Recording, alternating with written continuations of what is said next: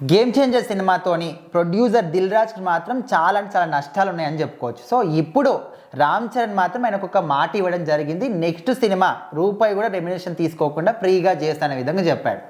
అంటే ఆయన మొత్తం ఫ్రీగా అని చెప్పినట్టయితే తెలియదు. బట్ ఇప్పుడైతే ఎంతైతే రెమ్యునరేషన్ తీసుకుంటున్నారో 90 to 100 తీసుకుంటారో అంత కాకుండా నేను మీకు తక్కువ బడ్జెట్లో చిన్న హీరో ఎంత తీసుకుంటారో అంత తీసుకొని చేస్తాను, అది కూడా మీరు ఇస్తేనే, అది కూడా షేర్స్ ఉంటాయి కదా సినిమా ఇన్ కేస్ మంచి హిట్ సంపాదిస్తే అందులో మీకు రిటర్న్స్ వచ్చినప్పుడు ఆ షేర్లో నాకు ఇంత పర్సెంటేజ్ అని మీ అంతటా మీరు వచ్చిస్తే తప్పించి నేనైతే నా పర్సనల్గా నేను తీసుకోను.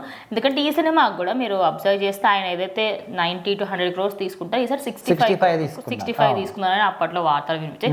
ఆయన నిజంగానే ఏ సినిమాకి సంబంధించి కూడా ఆ డైరెక్టర్కి ఏదైనా లాస్ వచ్చినా లేకపోతే ప్రొడ్యూసర్కి ఎంతైతే లాస్ వస్తుందో దాంట్లో ఆయన కొంచెం హెల్ప్ అయితే చేస్తూ ఉంటారు. ఇది చిరంజీవి దగ్గర నుంచి వచ్చింది అనుకో, చిరంజీవి కానీ పవన్ కళ్యాణ్ వాళ్ళ దగ్గర నుంచి వచ్చింది. ఎందుకంటే అప్పట్లో ఏదైనా ఒక సినిమా నడవాలంటే ఒక 50 రోజులు నడిస్తే అది సూపర్ డూపర్ హిట్ అన్నట్టు. అంటే మనము first day collections, second day collection ఇట్లా ఈ విధంగా చూస్తున్నాం కానీ అప్పట్లో ఇట్లా కాదు.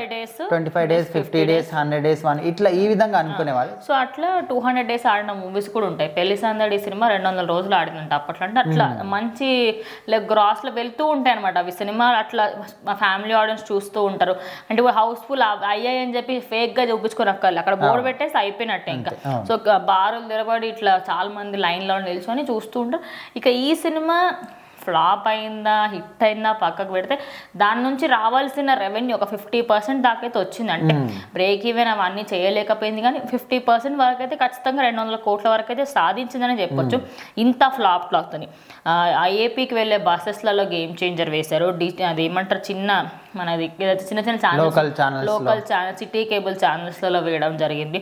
అదే కాకుండా పైరసీ అయితే 4 కోట్లు ఇచ్చి ఒక హీరో, అందరికీ తెలిసిన విషయమే, ఒక 4 crores ఇచ్చి ఈ హీరో సినిమాని ఫ్లాప్ చేయించాలని చెప్పేసి అనుకున్నారట. దానికి సంబంధించి అఫీషియల్గా దానికి బయట తెలిసినప్పటికీ పేర్లు బయట పెట్టలేదు.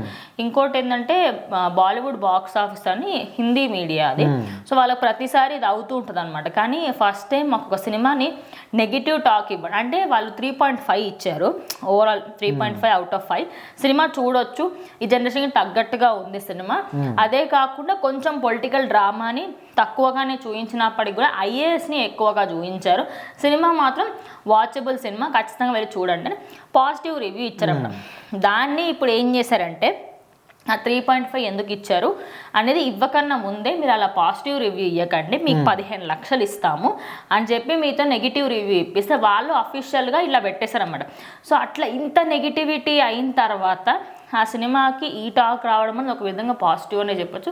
సో దీని తర్వాత RC16 ఉంది, తర్వాత సుకుమార్తో ఉంది. దాని తర్వాత వచ్చే ఏ సినిమా అయినా లేకపోతే సుకుమార్ సినిమాకైనా ఈయన డిస్ట్రిబ్యూటర్గా ఉన్నా ప్రొడ్యూసర్గా ఉన్నా అప్పుడు మీకు ఎంతైతే రెమ్యునరేషన్ ఈ సినిమాకి తీసుకున్నానో దానికంటే తక్కువగానే తీసుకొని నేను సినిమా చేస్తానని చెప్పి ఆయన ఎంత రెస్పెక్ట్ ఇస్తారు. ఎందుకంటే సినిమా ఫ్లాప్ అయితే ఖచ్చితంగా హీరో పైకే వస్తుంది. డైరెక్టర్ని ఎక్కువ మంది ఏమన్నారు హీరోనే చేయలేదంటారు. అండ్ ఇక్కడ నిజం చెప్పండి డైరెక్టర్ ఇవ్వాలి, ఇంకా స్టోరీ ఆయన తగ్గట్టుగా తీసినప్పటికీ ఈయన 100కి 200% ఆయన యాక్టింగ్తో ముందుకు వెళ్ళారు. ఇంత నెగిటివ్ చేసి సినిమాని ఫ్లాప్ చేశారు కాబట్టి ఆయన దానికి బాధ్యత తీసుకొని ఆ రెమ్యునరేషన్ ఏదైతే ఉందో నెక్స్ట్ సినిమా నేను తక్కువ తీసుకుంటాను లేకపోతే మొత్తంకి తీసుకోను అని చెప్పిన వ్యాఖ్యలు ప్రజెంట్ సోషల్ మీడియాలో వైరల్గా మారాయి.